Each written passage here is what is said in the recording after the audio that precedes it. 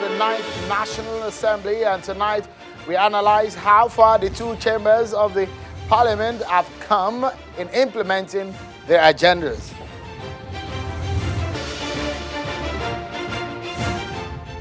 And the main opposition, PDP, is asking President Muhammadu Buhari to ensure the amendment of the electoral law as the nation marks its Democracy Day on June 12th for a second time.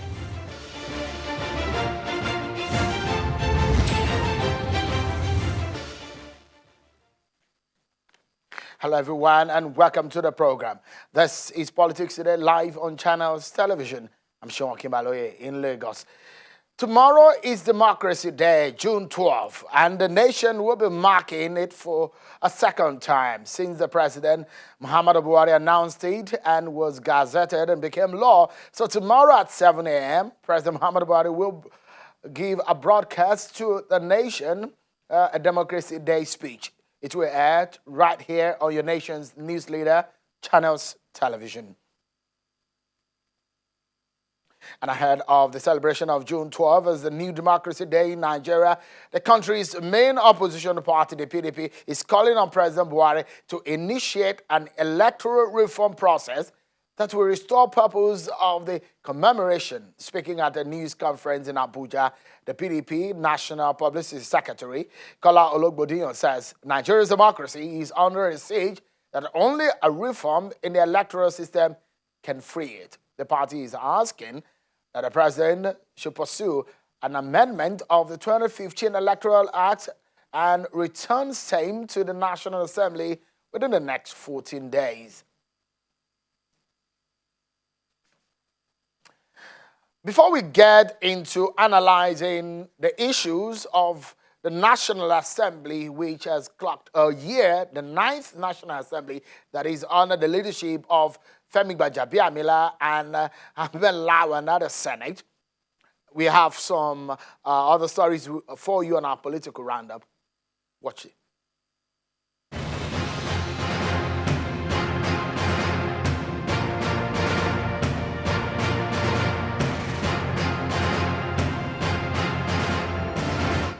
The Senate has passed the 10.8 trillion naira revised 2020 budget. This comes a day after the House of Representatives passed a revised proposal, also approving the sum of 10.8 trillion naira, showing an increase of 296 billion naira from the 10.509 trillion naira submitted by the president. And some senators are asking for more military deployment to the Lake Chad region to flush out Boko Haram insurgents in the area. The lawmakers made this demand in response to a point of order by Senator Abubakar Kyari, drawing the attention of the Senate to fresh attacks by Boko Haram in Borno State.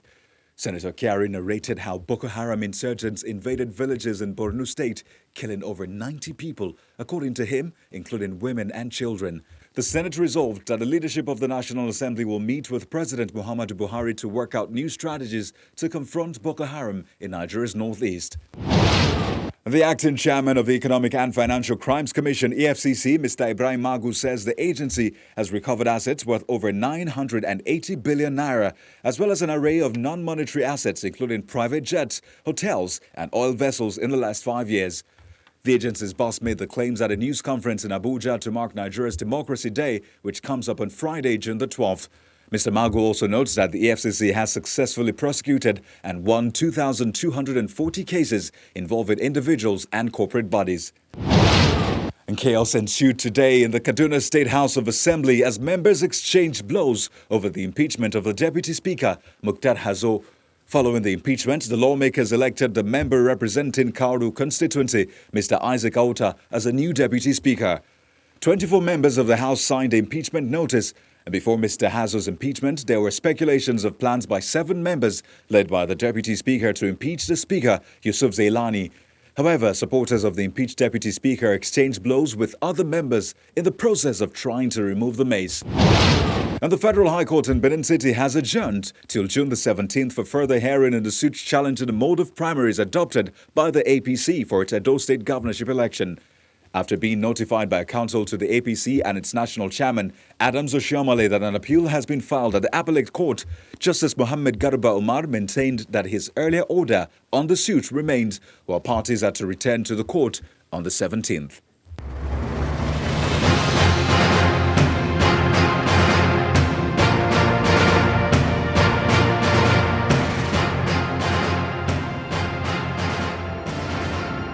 you so much, everyone, for staying with us.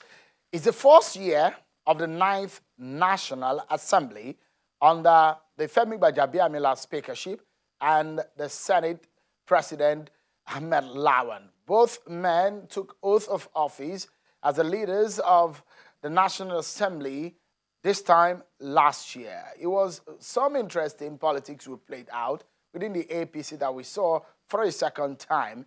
But these two men have said that they will cooperate with the executive. There's been a lot of fears at the time when they got into office based on the agenda of reforms and partnership for next level, which seems to be the underlining plan of these two gentlemen you can see it there on your screen for the National Assembly. But how far have they come, especially criticism coming after their election of a possibility of a rubber stamp legislature for in the last 1 year? Does that look like it? Let's get talking and analyze these issues for us. I have joining me tonight to get the conversation started before we get our other guest on is Ken Okolugbo, a political scientist. Thank you so much, Mr. Okolugbo, for your time tonight. It's always my pleasure. Thank you so much. Let me perhaps show you what Femi Gbajabiamila and Ahmed Lawan said 1 year ago when they were inaugurated. And this is a statement from, first and foremost, from Ahmed Lawan, the Senate President.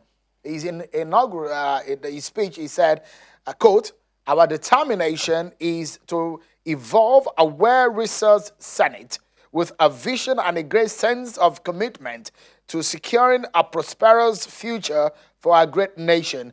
I strongly believe that for the 9th Senate to live up to this declaration, it must be operated as an institution that is largely accountable, participatory, collaborative, and responsive to the needs, aspirations, rights, and liberties of the masses whose mandate we hold in trust." Let's look at what the Speaker of the House of Representatives said 1 year ago. This was a statement from the Speaker 1 year ago. He said, I quote, "The 9th Assembly under my leadership is going to be a house of reforms, or, if you like it, a reform assembly. The reforms will be dished out piecemeal and at intervals so as not to shock the system. Moving forward, therefore, my dear colleagues, it will not be business as usual, and we will be making the table, we will be shaking the table just a little." End of quote. That's according to Femi Gbajabiamila 1 year ago. 1 year after Mr. Okolugbo, did Gbajabiamila shake the table? Did House of Reps shake the table? What's your assessment of the National Assembly in 1 year? Well, if you look at the zeal which Gbajabiamila and Ahmed Lawan actually came on board, you will agree that this was a position that they had always sought as far back as 2015 when they didn't get into that position. They came with a lot of vigor, quite all right, but we have to look at it from different perspectives. As of December last year, between the two houses, they had about 688 bills. But you see, the rate at which those bills have passed the second and the third reading and been signed into law has been quite slow. Because if you look at 688 bills that they had that has come from different members of the parliament, one would have expected that most of those bills by now would have been assented to by the president. And basically, the task of a National Assembly is to make laws that are going to help us in the federation. And you know, this is one house that has had a lot of scandal in terms of the kind of bills that have come. Some scandalous bills like the hate speech bill, like the bill that they have. It happened to in the 8 the hate speech bill. A similar thing happened. Yeah, but the social media bill. Well, social media bill, which was different. Yeah, but this was a hate speech bill, which sort of pronounced that penalty. Then the bill that was introduced in February that said they wanted to actually grant immunity to the principal officers of the Senate and the House of Reps. You know, other than that, they have actually also not. I must give them credit for passing the budget.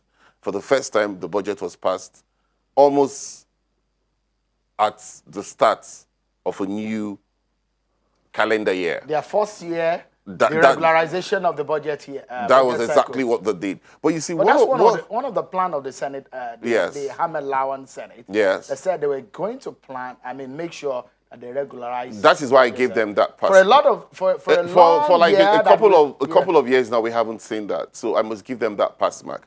But you see, one other thing that hasn't been done by this National Assembly is, for example, on Tuesday, they passed, that was on the 2nd, they passed the $5.5 billion loan request for the president. It was at the same time the House on Wednesday concurred and they passed the revised budget, which was up from 10.5 trillion to 10.8 trillion. But what I found a bit worrisome was that the medium-term expenditure framework was also passed on the same day. What I expect is that the medium-term expenditure framework it's basically a projection of the expenses you run in 2 years. Apart from it being the projection of the expenses you're going to run in 2 years, it's also going to come with the Fiscal Responsibility Act, says it clearly, that you must be able to tie a budget performance. For example, in the last 18 months, minimum of 18 months, and how far have we fared? These budgets are passed without allowing the Fiscal Responsibility Act come into place. We must always have the medium-term expenditure framework, first of all, before we pass our main budget. But there's been this habit of lumping it together. So the budget performance has never seen a budget perform outside 50%, for a recurrent maybe 60, 70%. Capital projects have never been up to 50%. And if you look at the loans that have been passed in the last couple of months, we know we're in a very unique era.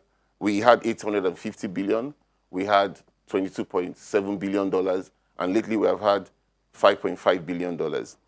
Are we really asking the executive to give us the what and where they have used these funds? For example, the $5.5 billion are sourcing from the IMF, they're sourcing from the World Bank, they're even sourcing from the Islamic Development Bank. What are the payment terms? What are we tied to? We are using some of these funds to actually service debts. We're also going for Eurobond. These are the areas I think the National Assembly should go deeper. And also, very key, the petroleum industry bill.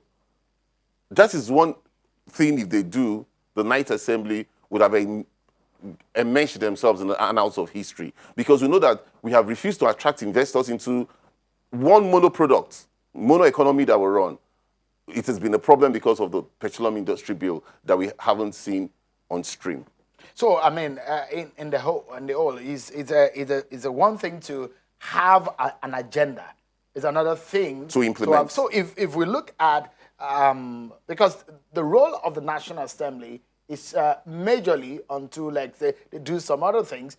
But if you look at this gentleman right there on your screen, this man said that he wanted reforms. This man said, basically, I want a situation where there will be collaboration with the executive. And a lot of people criticized them that they were going to be a rubber stamp. Do you think they've been some kind of rubber stamp? Well, I wouldn't agree that they've been rubber stamp. To a large extent, in the issue of the loan passage, I faulted them. But they haven't been rubber stamps. In fact, in the last couple of months, I've been impressed with these two gentlemen. We wouldn't have known about the fact that we, for example, most of us that critics of the government have always said that the direct cash transfer has been a failure. We have said that the issue of Empower and all those social media palliatives that the government has promised has not actually gotten well implemented and have touched the desired people who they are supposed to touch. But you see, when they summoned the Minister of Humanitarian Affairs, they both didn't spare her. You wouldn't have thought that they come from the same party. And also when they summoned the PTF boss, the SGF, he had to confess that he didn't know our hospitals were in such deplorable state. So the actions they have taken this period, you wouldn't actually say they're rubber stamp. And they were very, very, very, very hard on those key ministries and departments of government. But you look at the nutshell, you look at everything holistically, and not maybe looking at it in a nutshell, you will say, well, why should we have rancor?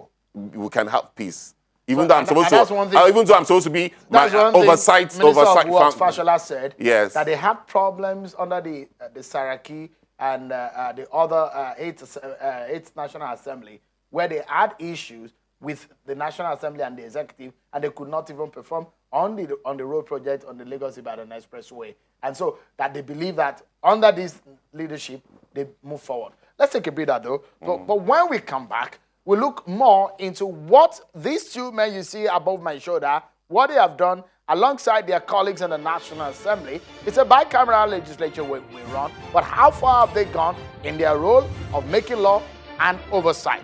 That's going to be next, everyone. Join us again. Thank you so much, everyone, for staying with us. Let's get back to the conversation.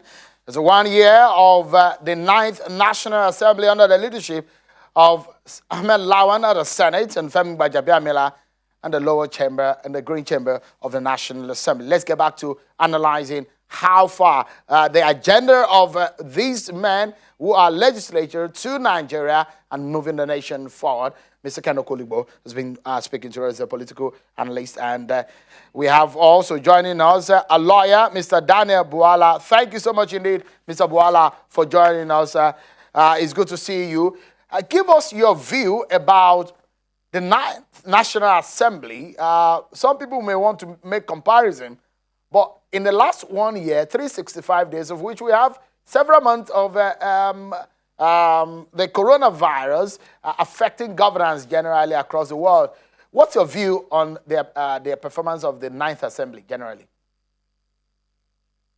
I think, in my view, although one will term it as biased, but I think, in my view, the 9th Assembly is doing its best. And as you can see in their responsiveness to development and events, one that is of particular note to me is in the area of constitutional review. You must have heard over this period the number of bills that have been sponsored. For example, the Deputy President of the Senate has sponsored about 10 major bills, which in the coming days you will get to hear in the areas of, for example, indigenship for women, in the area of indigenship by marriage, the limitation of appointment of persons who are less than the age of 4, the role of the ambassador. You see the unification of the country. In fact, we are even looking at the possibility of qualifying Section 308 so that criminal liability will lie on anybody who is covered by that section if that person perpetrates crime that probably result in the death of an opponent of his subject. Even some of the areas that people are agitated, like devolution of power and the rest, well, looking into is the issue of state police. These are some of the areas that the National Assembly is boldly confronting it, but leaving the discussion to the Nigerian people in the coming days. This COVID-19 that came, a few months ago, you see the way the National Assembly was very responsive in dealing with the situation. Even when there was outcry that there is a mismanagement by Internal Affairs, Ministry of Humanitarian Affairs or Social Investment Program, you see the National Assembly was prompt in calling the principal officers in that line and demanding that they should be able to turn up information that is necessary. Apologies for the bad network there, but we'll get back to him. So for those who are criticizing the National Assembly in some of their roles, for example, in their oversight functions, some said it's overboard. Do you see it that way? I don't think basically it's overboard. Oversight functions is basically to act as a check and balance. And when you're acting as a check and balance, you're supposed to be acting as making things difficult for the executive to go and carry out programs that are not within maybe the agenda of the government or within the constitution. So your checking can never be excessive, cannot be too excessive. And because there's always, yes. in democratic practice, there's always a fear of, especially the legislatures, the legislators, of overstepping between that thin line of oversight because for it to become an overboard. It's always bound to happen, but when you step, you can always find yourself back. I give an example. This is a night assembly. The two houses, the bicameral houses, are all dominated by the APC. and they have the APC speaker and the APC Senate president. But where they needed to draw the line during the COVID-19 crisis, they had to step overboard. And that was what brought both the Ministry of Humanitarian Affairs, both the PTF, back on track. And even at that, a lot of people felt it was even still not enough. Right. But looking at it, you basically want to say they went overboard. But they need to do more. I don't know if Mr. Boala is back with us Yes. now, but if he's back, another issue that a lot of people have talked about is a budget for the renovation of the National Assembly. The 37 billion budget. It's been cut down, but a lot of Nigerians are thinking, why would you want to spend such a money, especially when we have a revenue problems at this time? It wasn't anything anybody would support, that 37 billion. It was one of the lows of the Ninth Assembly, because even though one is not saying it's 37 billion, it's going to be mismanaged or it's going to be embezzled. But you're looking at a prioritizing projects. Mr. Boala is back with us. Okay. Mr. Boala, one area that this Ninth Assembly has received a lot of criticism is the amount that was budgeted for the renovation. Though the National Assembly will say, look, it's not our own business. It's the FCT Development Authority that is in charge of that. But it comes onto the table at a time as this in the nation, that should we be budgeting that kind of money for renovation of where the National Assembly are having their offices for now? When the budget was conceived, at the time there was no COVID-19. And with the COVID-19, I was told, haven't confirmed that there is a reduction largely on the budget. But if I were a journalist or the Nigerian people, we have Freedom of Information Act, which permits a private citizen of the country to demand for information that is necessary.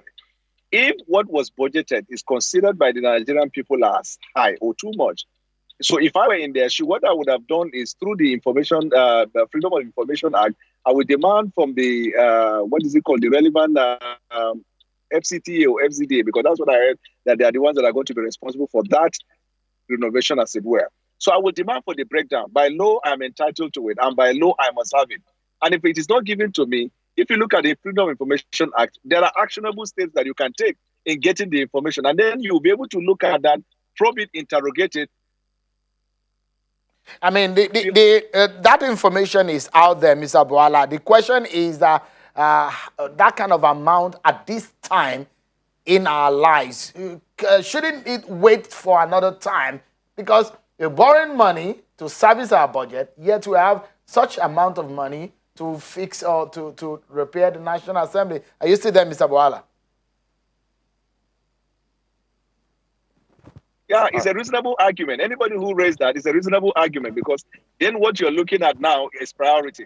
That is to say, you are not arguing the fact that there is need for the renovation, but your argument is that having regard to the situation we find ourselves, the fact of lack of availability of funds, the fact that oil is no longer selling, the fact that we're confronted by different situations, I think is a reasonable argument to then begin to critique the National Assembly. But then you have to hear from them.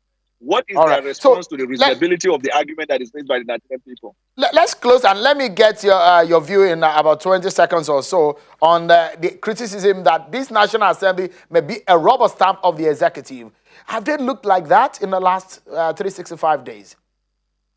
I have a very different view, and I can show it to you. Number one, the Ministry of Humanitarian Affairs is an executive branch of the government. But when there was an outcry, they summoned them and demand for explanation, and they are on it. The Niger Delta is under the presidency. We lost him yet again. But I think we need to close now. I must sincerely thank you tonight, Mr. Okoligbo, for coming tonight. Thank you so much. And also, Mr. Daniel Boala, for stopping by at some point in Abuja to Skype us tonight and give your views on the first year of the 9th National Assembly. That's our show for tonight, everyone. Many thanks for watching. Bye-bye.